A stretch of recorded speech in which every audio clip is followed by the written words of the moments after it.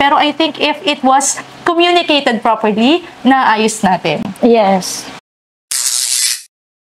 At saka yung isa sa mahirap doon, alam niya may problem ako pero hindi ko sinasabi sa kanya. Parang ang unfair kasi partner mo yun eh, diba? Yung parang feeling na nagtiwala ako sa'yo, sinabi ko sa'yo lahat ng mga pinagdadaanan ko, tapos ikaw di mo ako mapagkatiwalaan. Parang mapapatanong ka ng, ano ba ako sa buhay mo? Yung ganun. Ano mo ba ako? Yung ganun. Yung ganun. Ang sakit naman yun. So yun, may problem ng time, trust, communication, pero marami rin talaga, diba? Kung hindi man nangyari sa sitwasyon ninyo, pero marami rin mga LDR ngayon, ang problem naman nila, third party. Yes, third party. Diba?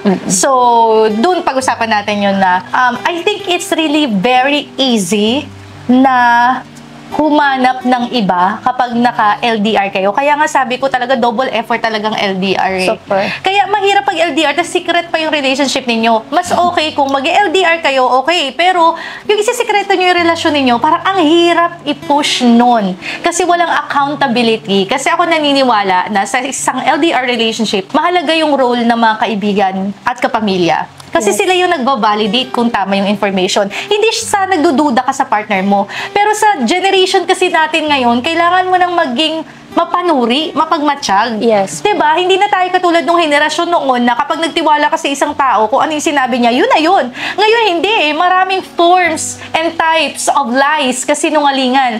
Kaya yung role ng mga tao sa paligid, mga kaibigan, katrabaho, kapamilya, importante sila kasi sila yung nagbabalidate kung tama yung sinasabi ng isang tao. Pero hindi nila nagbabalidate yon kapag ang inyong relasyon ay sekreto.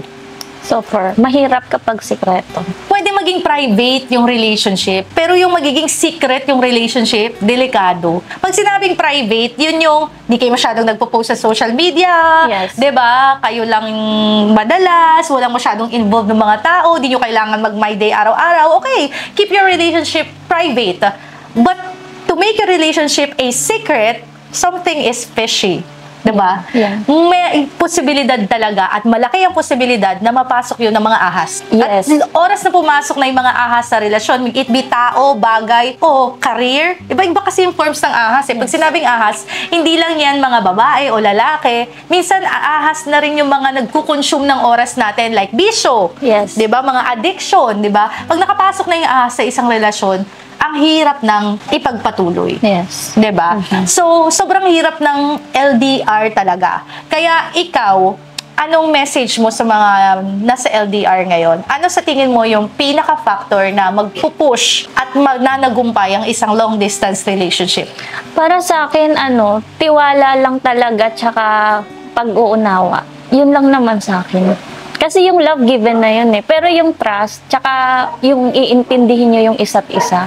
Parang para sa akin, sa LDR, mas deeper yun. Kasi pag wala yung dalawang yun, sira agad yung relasyon nyo. I like it. Given yung love. Parang there's no question sometimes if you love a person eh, Yes. di ba? Pero yung pagkatiwalaan mo at pagpasensyahan mo yung isang tao, malalim yun. Ako para sa akin, ang importante sa LDR is really communication. Yes, isa rin pala yun. Diba? Kasi yung communication is communication. Diba? Kasi ang communication is napakahalaga. Lalo na sa LDR. Yes, 'di ba? Mahalaga na naririnig ninyo yung damdamin ng isa't isa kasi sa isang relasyon, hindi lang naman kayo mag-partner sa buhay eh. You're also best friends. Katulad ng sinabi mo kanina, di ba? You consider yourselves best friend. Ang hirap mamuhay sa mundo na walang kaibigan.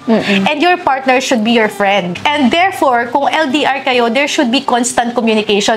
Lalo na ngayon, Jean, hindi dapat maging problema ngayon yung communication kasi napakadaling mag-communicate ngayon. Sobrang hindi rason yung nalobat, hindi rason yung walang load. Yes! Totoo yan. Hindi mo pwedeng irason na talagang hindi kaya eh. Kasi kaya-kaya, mas kaya sa generation na ito na i-workout ang communication kasi presence ng cellphone, technology, ng social media, may Instagram, may Facebook, may Viber, may WhatsApp, yes, di ba? Tita Kim, share ko lang, kami nga meron kaming LinkedIn, Viber, parang lahat ng way ng communication meron kami that time. Para hindi mo pwedeng masabi na, nagloka yung Facebook kaya hindi ko siya na-communicate, di ba? Maraming ways of communication. Plus, hindi rin limited yung wifi ngayon, yung data ngayon. Yes. Ang mura na nga ng data ngayon, pwede ka nang maki-hotspot, piso wifi, di ba? Actually, kahit nga wala wala kang data, makakasend ka ng message sa messenger eh. Yes, ang daming paraan to communicate. Kaya kung sasabihin natin na hindi na workout yung LDR kasi hindi namin kaya mag-communicate,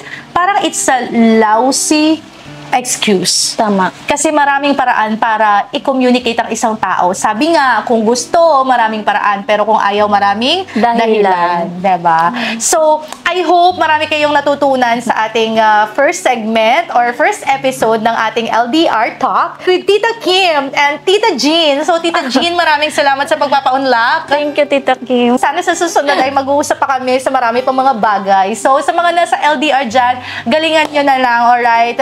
See you soon sa aking next episode. Bye!